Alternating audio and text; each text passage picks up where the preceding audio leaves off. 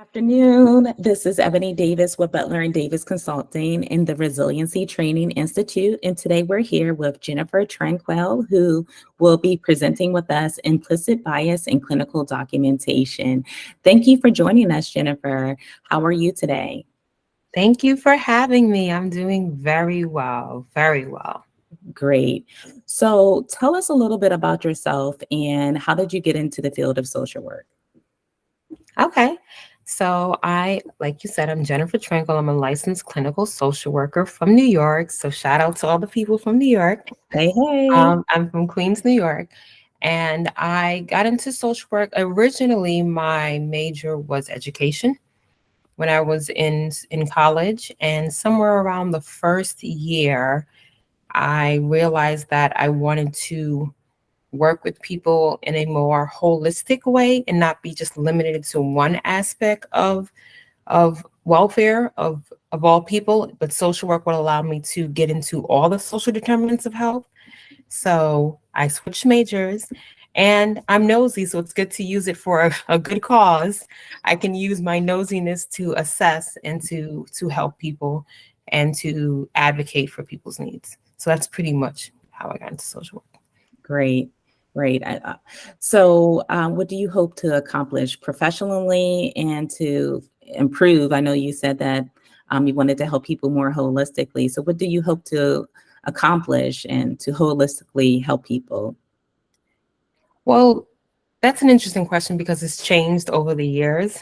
Initially, like I said, I wanted to help people in that one-on-one micro level of really getting down to understanding people's unique stories.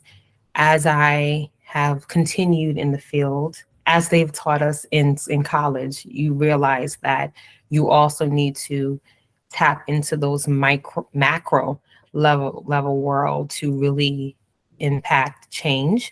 So I guess in this phase of my professional journey, that's where I'm at in tapping more into the structural organizational role for social work and investing in the next batch of social workers that's to come. So that's through training, that's through advocacy, that's through quality, all of these things, research. So that's where I'm at right now. And preparing the next generation of social workers to come in, and what is it that you hope to really help them be able to accomplish within this field?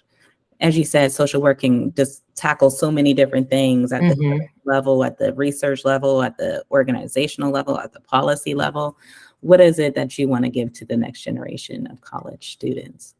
I guess, a community of support to never stop growing, mentorship that you can relate to, I guess, with the changing times, because the field has changed, it's ever changing. So you need that support. And a lot of people mention that they have it in the beginning, but as you get in the field, there's so much going on that people don't really have the time to invest in your documentation, in how you engage clients, how you deal with what they would call challenging diagnoses and things like that. So just the nitty gritty of the work, having a mentor or support system who has been there and is doing it to be there to bounce ideas off of. Because a lot of the times people, I think, a lot of the professionals know what to do, but you just need to bounce the idea off of someone. So just to be that support and guiding person as well. Great. That's what we're all about here at the Resiliency Training Institute, is building up the next generation and having that support system, because the work we do is hard. And so you mentioned clinical documentation, and your training is about implicit bias in clinical documentation. Tell us, why is this an important topic for us to know about and for people to be skilled in? Well, it's important because the things that we write about people, they can last for a long time and have great impact on their opportunities, their resources, how they're treated in the future. So we hold a lot of power in being able to document our services, and we need to use it in an appropriate way as we're capturing the narratives and the uniqueness of the people who are being vulnerable with us, to be responsible with that vulnerability in this document that can live for a very long time out there in the social service world. Yeah. Yeah. And so what benefits do you think people would get from taking your training?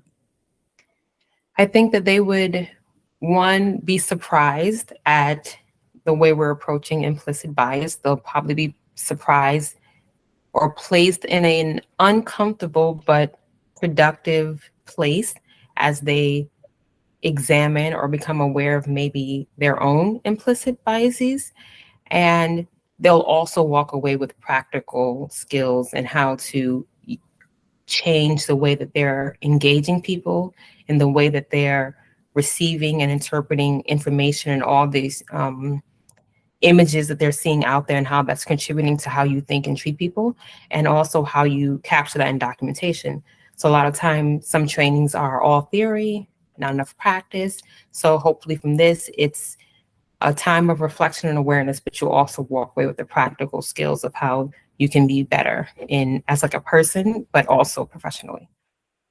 That's great. You brought up something interesting about like how what your words have power, and how when we write something and we write our clinical notes, we don't know how that next professional is going to read it and how they're going to interpret that information. And so that's when you put it in that spotlight, it becomes very critical to be able to show a person's not only their challenges, but also their strengths that they have. Is there any particular examples that you could, small examples that you could share with us, just off the cuff, around like how implicit bias, or how people don't even realize how their bias is showing up in their clinical documentation?